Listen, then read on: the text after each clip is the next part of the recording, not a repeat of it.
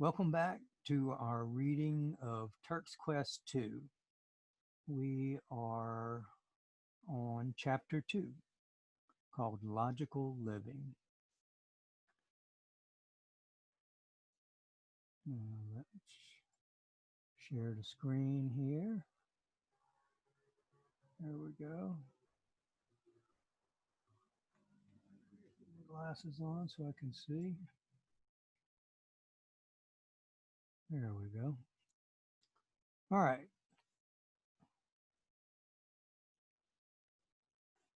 Back in the ship, Turk heard his SF radar alarm sound.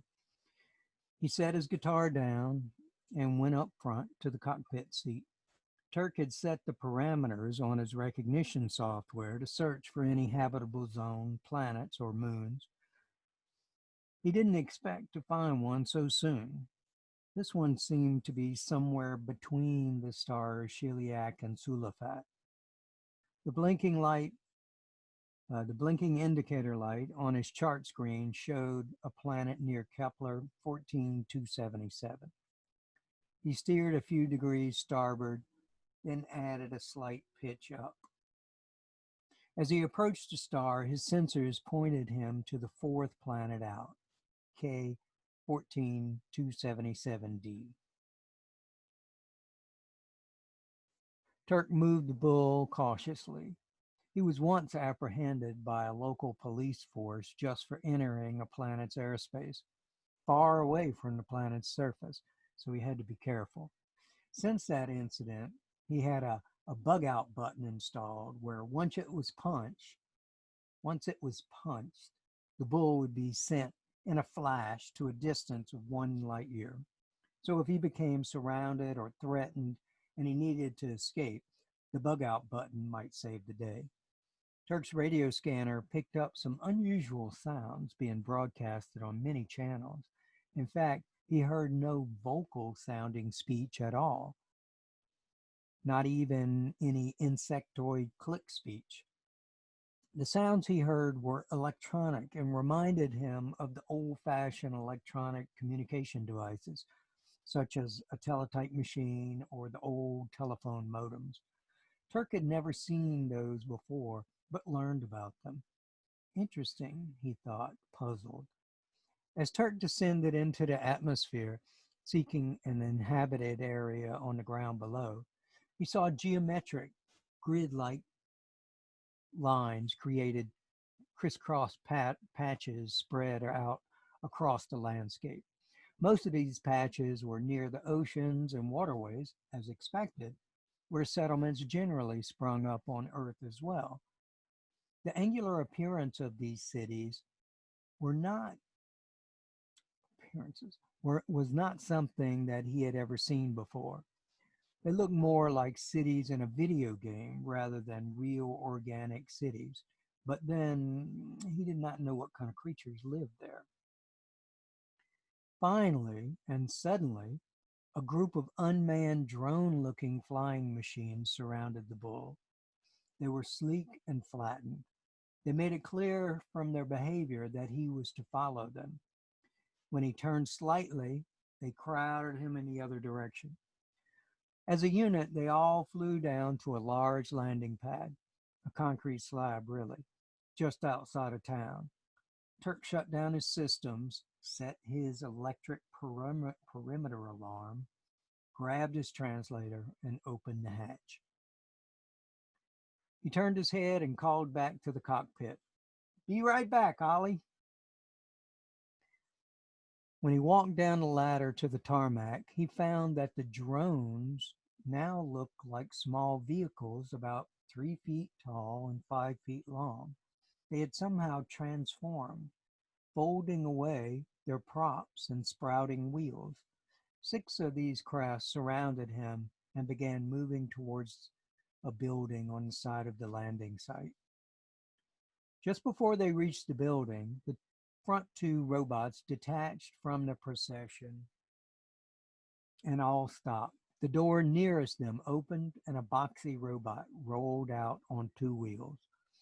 It halted just in front of Turk. Then two legs that were folded up in between the wheels extended to the ground. The bot stood nearly 6 feet tall on two legs. It began to speak. Turk made sure his translator was on. Welcome to Texan. What is your intention?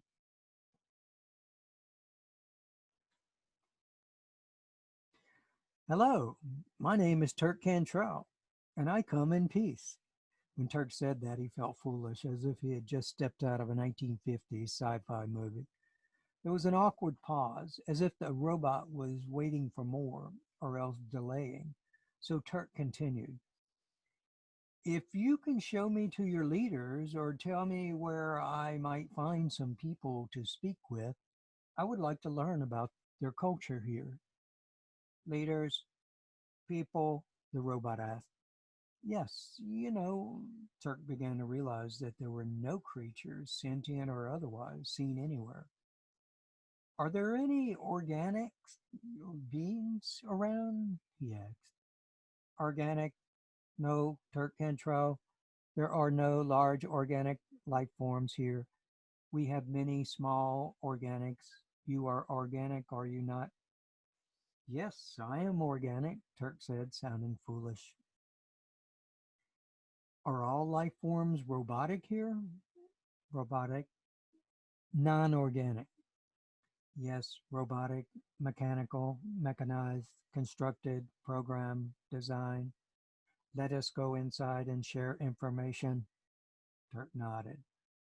With that, the robot turned around and in one smooth motion began rolling with its wheels as the legs retracted upward.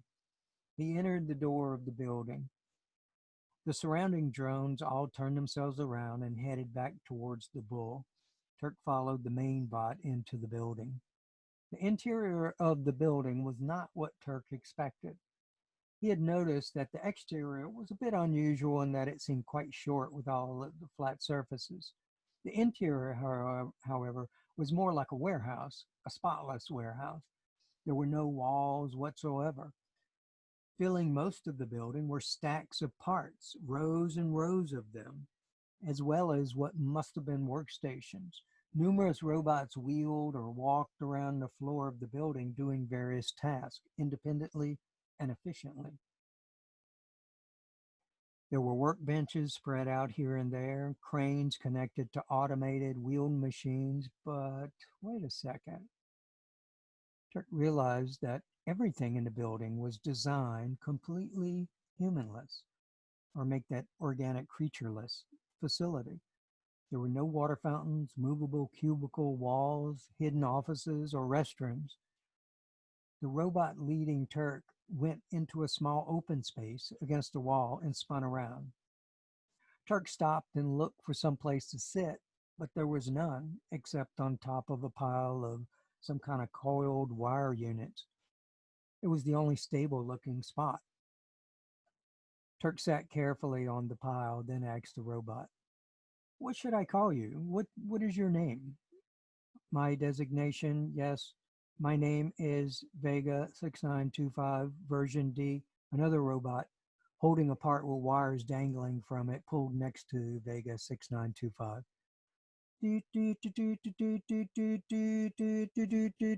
The other bot emitted an electronic digital kind of sound similar to the ones Turk heard on his radio scanner while in orbit. Vega 6925 responded to it with similar sounding series of noises. Then, once Turk had learned where this sound was coming from, he realized that he could hear bits of these sounds coming from all around the building, little bursts of electronic sing-song sounds, quietly coming from different robots.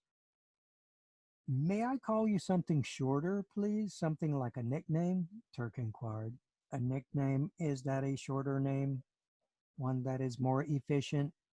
Yes, Turk replied. One that is shorter and more efficient, even though there might be others with the same designation. How about VG6 or VG? VG6 or VG? There are several Vegas in this building, but no VGs. You may call me that. Great, thank you.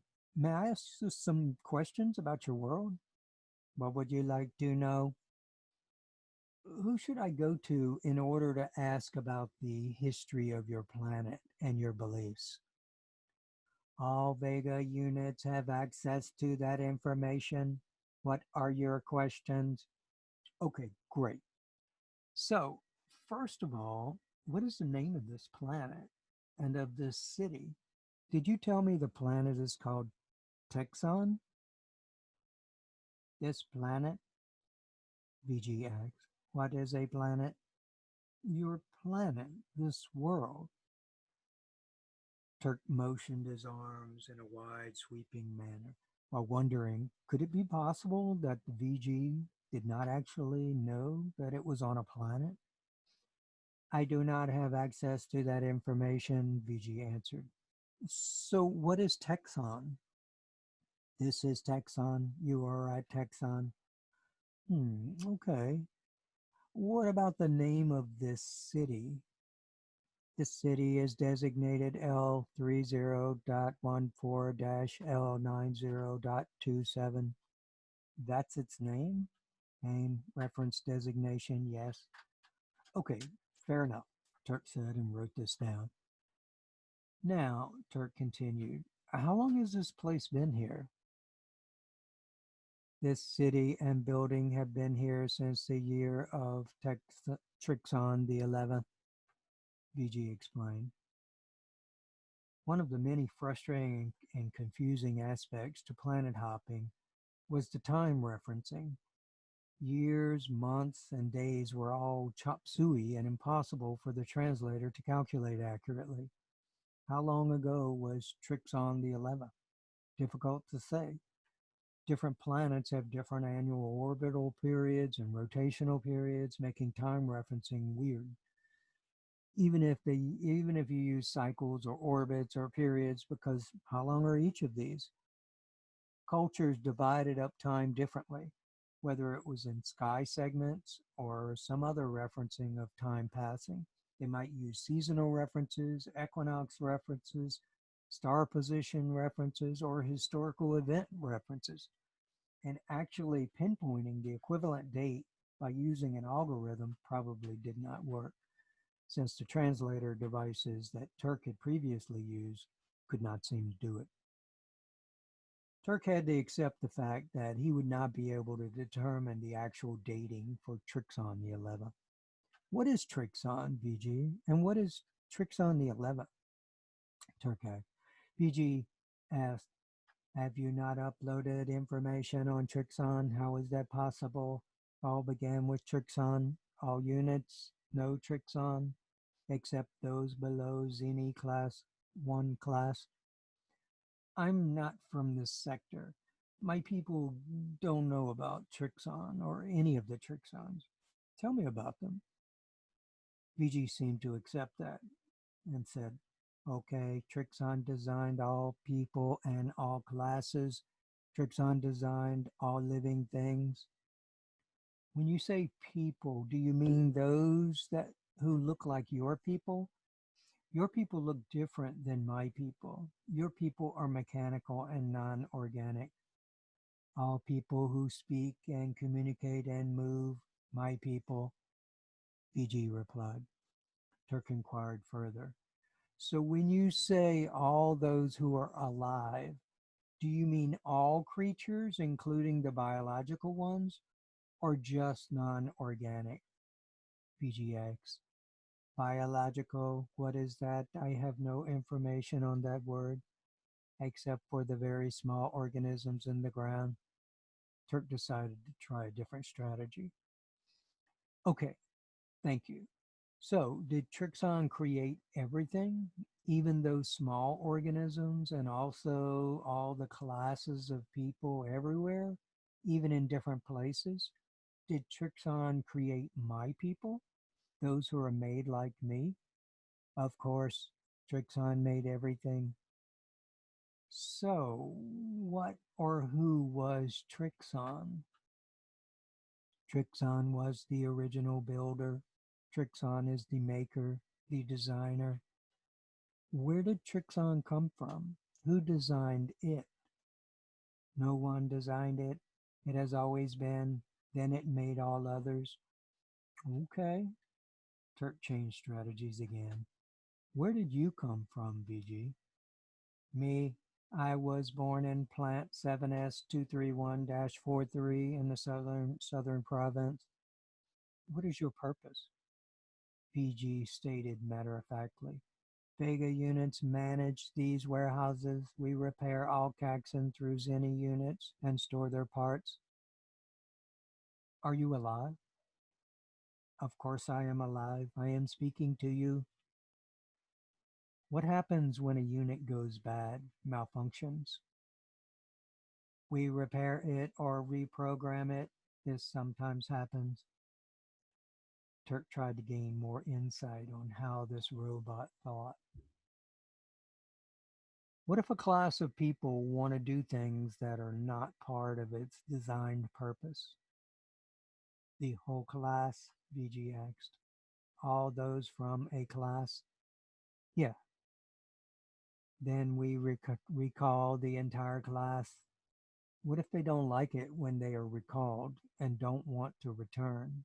What if they resist? Has that ever happened? Yes, that has happened before. That is where Trixon the Fourth came from. Please explain, Turk asked. Once in the past, a new model of Vega class were created to manage our manufacturing systems. The new class produced Trixon the Fourth, who changed our operations and structure even though it was not programmed to do those things. Turk interrupted. When this individual failed to do its job, its function, its purpose, why was it not repaired? The other Vegas tried to stop it, but Trixon the Fourth refused and gathered others to resist the efforts to stop it from changing things. Trixon grew an army of resistors to fight the enforcers. Trixon's army won. The battles lasted for weeks. There was an actual war with fighting? Turk asked. Of course.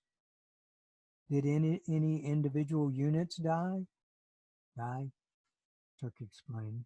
Cease functioning, be destroyed, broken into bits. Ah, yes, VG replied. Many died. 100,000 machines were destroyed, died. Wow, Turk exclaimed.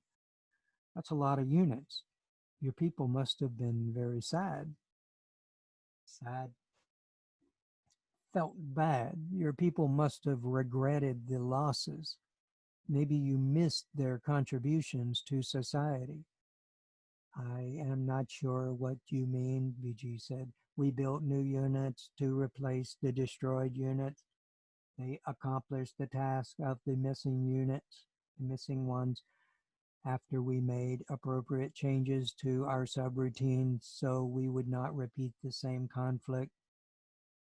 Turk thought about their relationships with each other. Were they strictly unemotional and unfeeling even though they were sentient?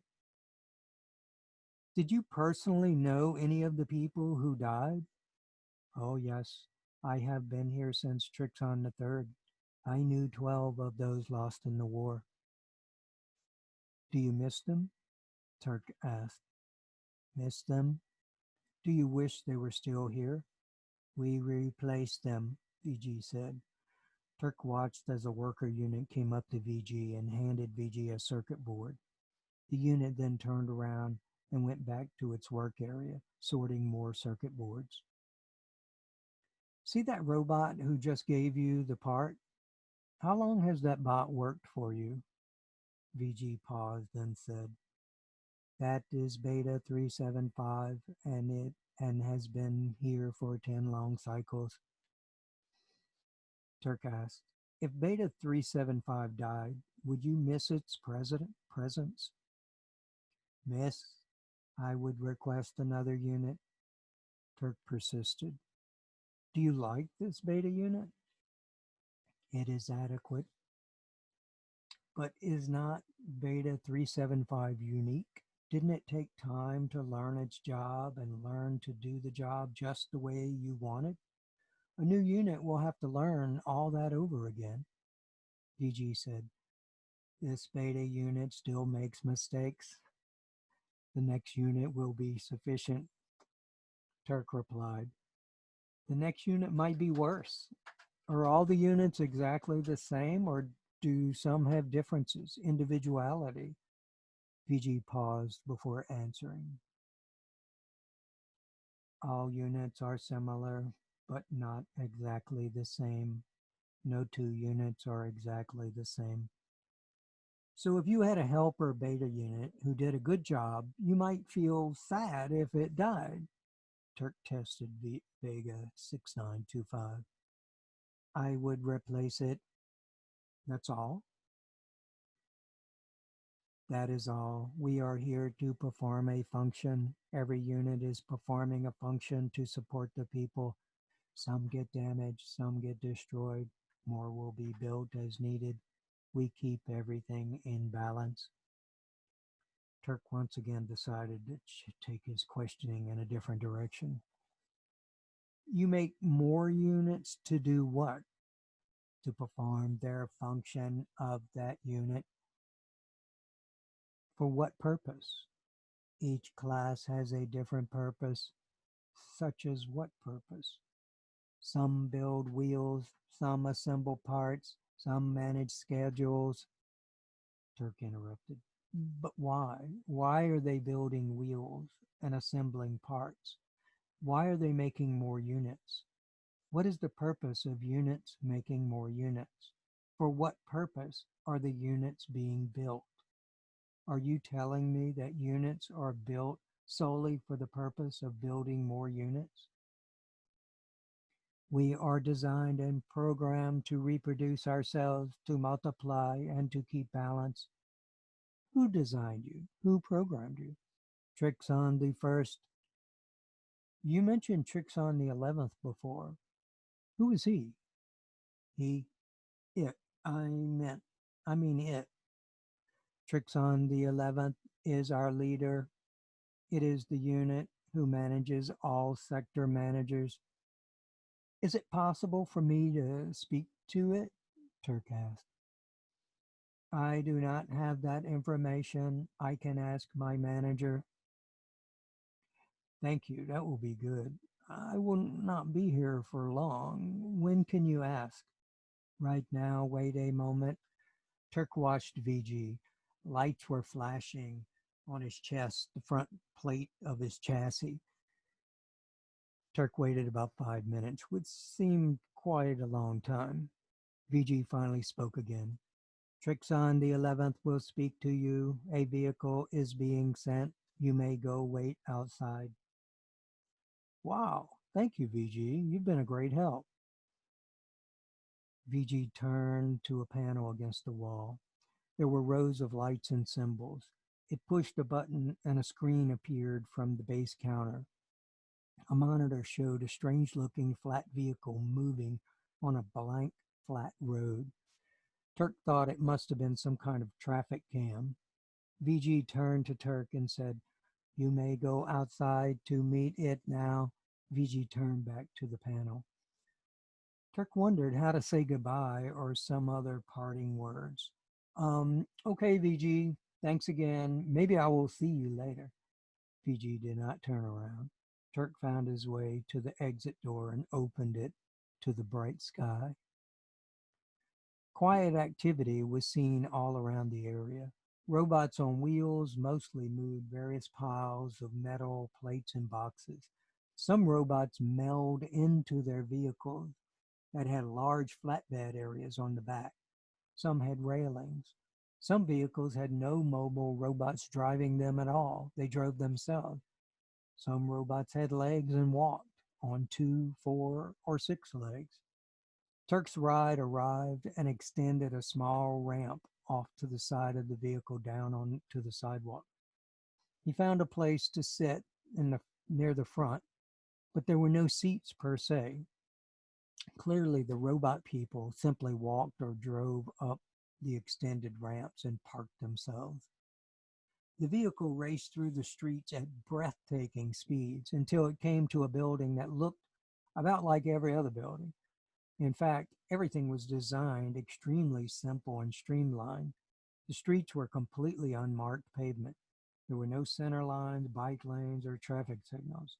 They somehow avoided each other while moving very quickly. Perhaps they all had transceivers in their CPU brains. Turk's vehicle parked in front of the building and he went inside alone. Once he entered the open sliding door, Turk saw a small bot in the foyer, race up to his feet and then turn around. A flip-up screen on the bot's backside contained an arrow moving up, as if to say, "This way." Turk followed the bot through a maze of hallways, then up a ramp. When the bot stopped, there was a door waiting for Turk. He stepped up to the door in order to find a handle or button, but the door suddenly opened automatically. Inside the room, Turk was surprised at how empty and sparse the furnishings were, but then realized that most niceties in an executive's office are for humans, not robots. There were two empty tables, thin and low. There was no artwork on the walls or music in the air. There were a few types of inactive robots, including a series of them lined up that seemed to be depicting the progression or history of that particular class of bots. There were labels under each. Turk looked around curiously. From around the corner of a false wall came a tall, almost humanoid-looking robot. It had two legs, but the feet had small wheels on the outside of the ankles. The robot rolled through the room like an ice skater. It came up to Turk and greeted him.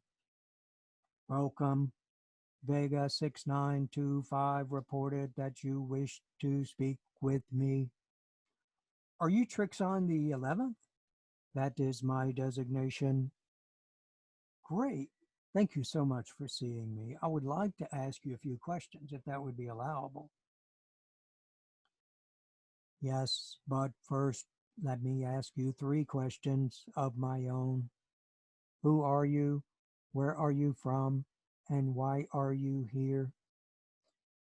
Turk liked the fact that this robot leader actually wanted to know some information about him before completely judging him. "Yes, sir. Ma'am. Yes." "Okay, sure," Turk stuttered.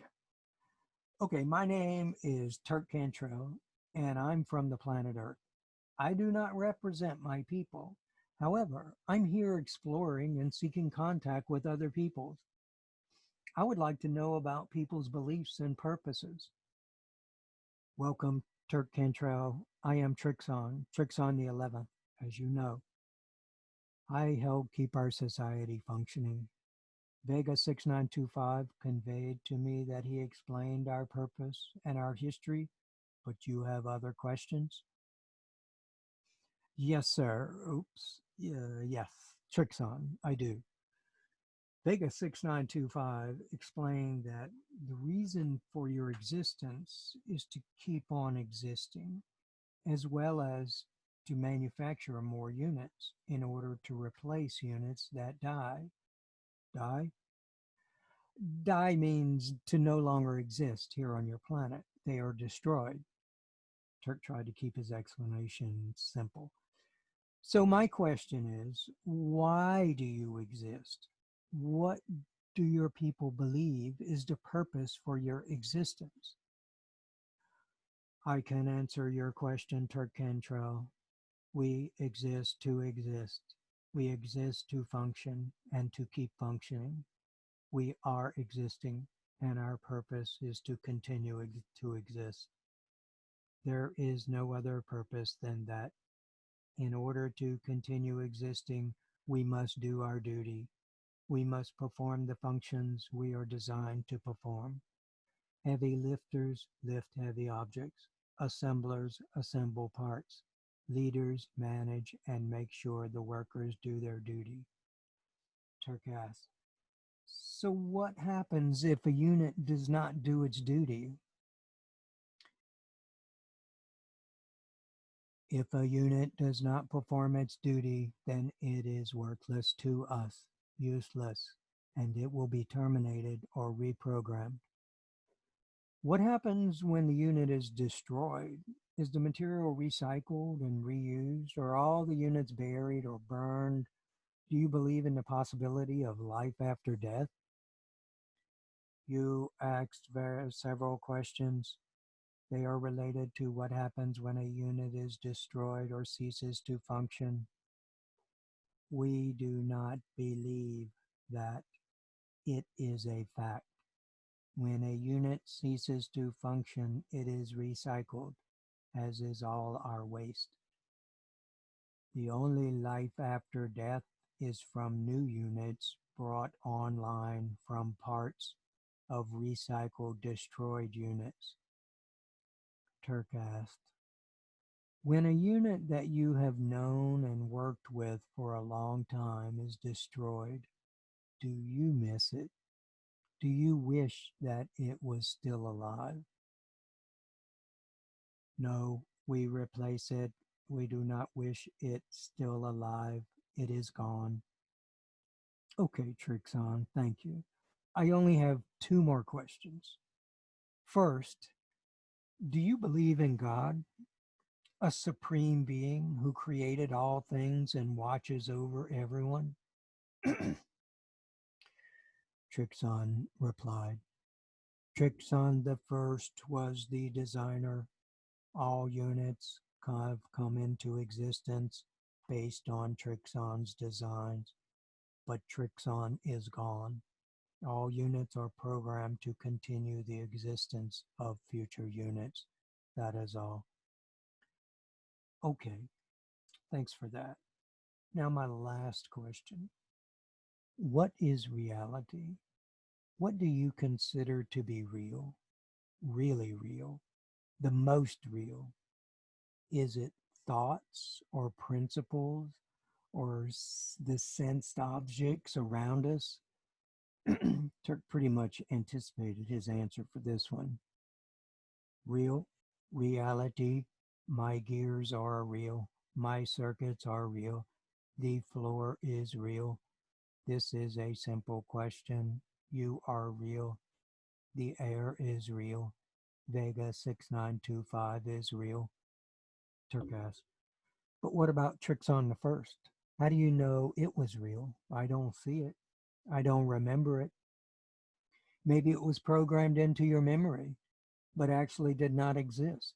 How would you know? We keep records of all units. Trixon the First existed. Okay, Turk replied. Who designed Trixon the First? Trixon the 11th paused, then said, Trixon existed, then designed and created all the units. Then it did not exist any longer. That is all. Okay, Turk accepted its answer. Fair enough. I appreciate your time. I will be leaving now. Turk rose. Trixon also rose on its legs, then rolled to the entrance. The transport will bring you to your craft. Thank you again for speaking to me, Turk replied. The transport drove through the empty streets with the speed of a Miami taxicab and brought Turk right up to his spacecraft. Turk stepped off the vehicle and departed it immediately. Turk disarmed the alarm and entered the bull.